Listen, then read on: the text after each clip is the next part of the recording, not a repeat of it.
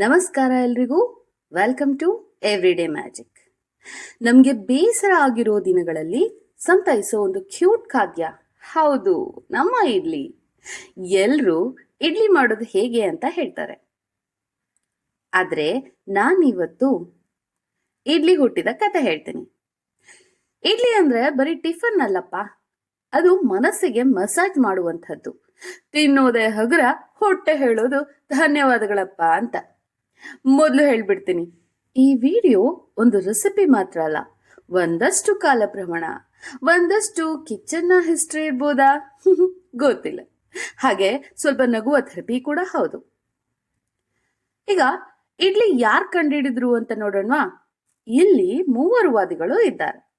ಒಬ್ರು ಹೇಳ್ತಾರೆ ದಕ್ಷಿಣ ಭಾರತದವರು ನಮ್ಮದ್ದು ಅಂತ, ಇಡ್ಲಿ ನಮ್ಮ ಮನೆಯ ಮಗಳು ಅಂತ. ಇನ್ನೊಬ್ರು ಹೇಳ್ತಾರೆ ಇಂಡೋನೇಷ್ಯಾಕ್ಕೆ ಹೋಗಿದ್ದ ರಾಜರು ಅಲ್ಲಿ ಫರ್ಮೆಂಟೆಡ್ ರೈಸ್ ಕೇಕ್ಸ್ ನ ನೋಡಿ ಇಲ್ಲಿಗೆ ತಂದ್ರು ಅಂತ. ಮೂರನೇವ್ರು ಹೇಳ್ತಾರೆ ಯಾರೇ ಇದ್ರೂ ಇರ್ಲಿ, ತಿನ್ನೋಕೆ ಸಿಗ್ತಿದೆ ಅಲ್ಲ ಅಷ್ಟೇ ಸಾಕು ಅಂತ ಹೇಳ್ತಾರೆ. ಆದ್ರೆ ಏನಾದ್ರೂ ರೆಕಾರ್ಡ್ಸ್ ಇದ್ರೆ ಹೇಳ್ರಪ್ಪ ಅಂತೀರಾ? ಹೌದೌದು, ಇದೆ. ಹಳೆಯ ಕನ್ನಡದ ಒಡ್ಡಾರದ ಎಂಬ ಗ್ರಂಥದಲ್ಲಿ ಇಡ್ಲಿ ಅಂತಿರುವ ಪದಾರ್ಥ ಉಲ್ಲೇಖ ಇದೆ. ಅಂದರೆ ಸಾವಿರ ಸಾವಿರ ವರ್ಷಗಳ ಹಿಂದೂ ಕೂಡ ನಮ್ಮ ಜನ ಇಡ್ಲಿ ಇಡ್ಲಿ ಅಂತ ಫುಲ್ ಎಂಜಾಯ್ ಮಾಡ್ತಿದ್ರು. ಅಷ್ಟು ದಿನಗಳಿಂದ ಜನಪ್ರಿಯ ಅನ್ನೋದೇ ಸಾಕಲ್ವಾ. ಇದು ಫ್ಯಾಡ್ ಅಲ್ಲ, ಇದು ಪರಂಪರೆನೇ ಸರಿ. ಇಡ್ಲಿ ಏಕೆ ವಿಶೇಷ? ಇಡ್ಲಿ ನೋಡಿದ್ರೆ ತುಂಬಾ ಸಿಂಪಲ್ ಅಂತ ಕಾಣ್ತದಾದ್ರೂ ಅದ್ರ ಒಳಗೆ ಒಂಥರ ದೊಡ್ಡ ಸೈನ್ಸ್ ಅಡಗಿದೆ. ಅಕ್ಕಿ ಹಾಗೂ ಉದ್ದಿನ ಕಾಳು ಸೇರಿಸಿ ಫರ್ಮೆಂಟೇಷನ್ ಆಗಿ ಸ್ಟೀಮ್ ನಲ್ಲಿ ಬೇಯಿಸಿ ಹೊರಬಂದಾಗ ಅದು ನಮ್ಮ ಪ್ಲೇಟ್ ಮೇಲೆ ಕುಳಿತುಕೊಂಡು ಹೇಳ್ತದೆ, ನಿನ್ನ ಮೇಲೆ ನಂಗೆ ತುಂಬಾ ಪ್ರೀತಿ ಇದೆ ಅಂತ. ಫರ್ಮೆಂಟೇಷನ್ ಅಂದ್ರೆ ಏನು? ಹಿಟ್ಟಿನೊಳಗೆ ಇರುವ ಚಿಕ್ಕ ಚಿಕ್ಕ ಗೆಳೆಯರು ಗಾಳಿಯನ್ನು ತಯಾರಿಸ್ತಾರೆ. ಆ ಗಾಳಿಯಿಂದ ಇಡ್ಲಿ ಸಾಫ್ಟ್ ಆಗ್ತದೆ. ಅದರಿಂದಲೇ ಅದು ಹೊಟ್ಟೆಗೂ ಸರಳ, ಮನಸ್ಸಿಗೂ ಸರಳ. ಫ್ರೈ ಮಾಡಿಲ್ಲ, ಎಣ್ಣೆ ಕಡಿಮೆ, ಮಸಾಲೆ ಇಲ್ಲ, ಜಗಳ ಕೂಡ ಕಡಿಮೆ. ತಿಂದ ಮೇಲಂತೂ ಭಾರವೇ ಇಲ್ಲ, ಪಶ್ಚಾತ್ತಾಪವಂತೂ ಇಲ್ವೇ ಇಲ್ಲ. ಇಡ್ಲಿ ಬೇಸಿಕಲಿ ಹೇಳ್ತದೆ ನಾನು ಡ್ರಾಮಾ ಫ್ರೀ ಫುಡ್ ಅಂತ. ಇಡ್ಲಿ ಅಂದ್ರೆ ಕೇವಲ ಆಹಾರವೇ ಅಲ್ಲ, ಅಮ್ಮ ಬೆಳಗ್ಗೆ ಬೇಗ ಎದ್ದು ಮಾಡಿದ ಪ್ರೀತಿ, ಅಜ್ಜಿ ತಟ್ಟೆಯಲ್ಲಿಟ್ಟು ತಿನ್ನು ಮುದ್ದು ಅಂತ ಹೇಳುವ ರೀತಿ, ಪ್ಲೇಟಿನಲ್ಲಿ 4 ಇಡ್ಲಿ ಬಂದಾಗ ಮಕ್ಕಳ ಕಣ್ಣು ಹೊಳೆಯುವ ಕ್ಷಣ ಅದು. ಇಡ್ಲಿ ನಮ್ಮ ಜೀವನದಲ್ಲಿ ಯಾವಾಗಲೂ ಸರಿಯಾದ ಸಮಯಕ್ಕೆ ಬರುತ್ತದೆ.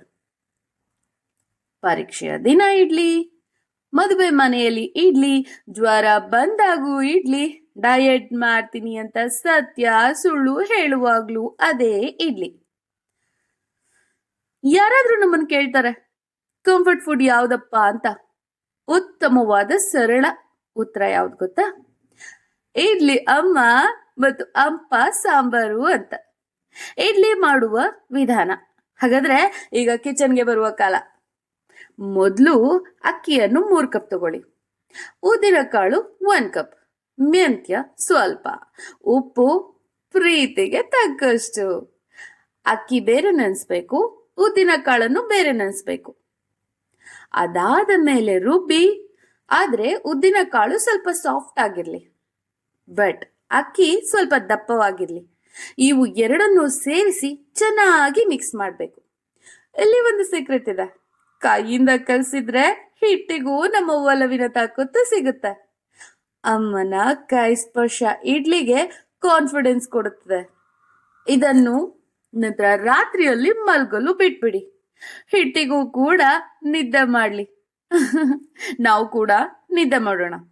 ಬೆಳಗ್ಗೆ ನೋಡಿದ್ರೆ ಹಿಟ್ಟು ಏರಿ ಗುಡ್ ಮಾರ್ನಿಂಗ್ ಹೇಳುತ್ತೆ.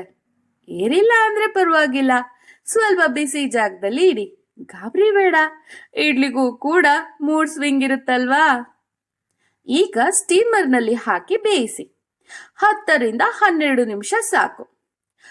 ಮುಚ್ಚಳ ತೆಗೆಯುವ ಮುನ್ನ ಒಂದು ಆಸೆ ಇರುತ್ತಲ್ವಾ, ದಯವಿಟ್ಟು ಸಾಫ್ಟ್ ಆಗಿರು ಅಂತ. ಹಾಗೆ ತೆರೆದು ನೋಡಿದ್ರೆ ಚಿಕ್ಕ ಚಿಕ್ಕ ಚಂದ್ರನಂತಹ ಬಿಳಿ ಇಡ್ಲಿಗಳು. ಅಯ್ಯೋ, ಹೃದಯ ಹಾಳಾಗೋ ಕ್ಷಣ ಇದು.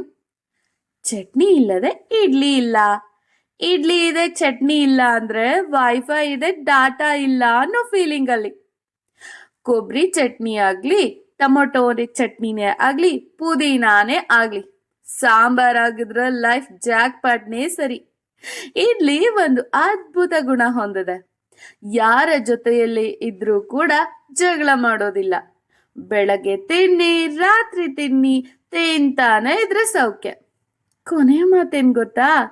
ಇಡ್ಲಿ ನಮ್ಮ ಸಂಸ್ಕೃತಿ, ಇಡ್ಲಿ ನಮ್ಮ ಮನೆ, ಇಡ್ಲಿ ನಮ್ಮ ದಿನದ ಶುಭಾರಂಭ. ಯಾವ ದೇಶಕ್ಕೆ ಹೋದ್ರು, ಯಾವ ದೊಡ್ಡ ಹೋಟೆಲ್ಗೆ ಹೋದ್ರು ಒಂದಿನ ಮನೆಗೆ ಬಂದು ಹೇಳ್ತೀವಿ, ಅಮ್ಮ 2 ಇಡ್ಲಿ ಕೊಡು, ಅಷ್ಟೇ ಸಾಕು ಅಂತ. ಮನಸ್ಸಿಗೂ ಹೊಟ್ಟೆಗೂ ಜೀವನಕ್ಕೂ ಇಡ್ಲಿನೇ ಬೆಸ್ಟ್.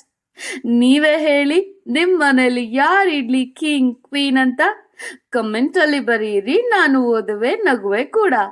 ವಿಡಿಯೋ ಇಷ್ಟ ಆಯ್ತು ಅಂದ್ರೆ ಲೈಕ್ ಮಾಡಿ, ನಮ್ಮ ಕಿಚನ್ ಫ್ಯಾಮಿಲಿಗೆ ಸಬ್ಸ್ಕ್ರೈಬ್ ಮಾಡಿ, ಬೆಲ್ ಒತ್ತಿ. ನಾನು ಮಾಡುವ ಮುಂದಿನ ದೋಸೆ, ವಡೆ, ಶಾವ್ಗೆ ಎಲ್ಲವೂ ನಿಮ್ಮ ಮೊಬೈಲ್ಗೆ ಬರಲಿ. ಇವತ್ತಿಷ್ಟು ಸಾಕು. ಮುಂದಿನ ವಿಡಿಯೋದಲ್ಲಿ ಮತ್ತೆ ಭೇಟಿಯಾಗೋಣ. ಆವರೆಗೆ ಇಡ್ಲಿ ತಿನ್ನಿ, ಸೆಟ್ಲಾಗಿ. ಬಾಯ್ ಬಾಯ್.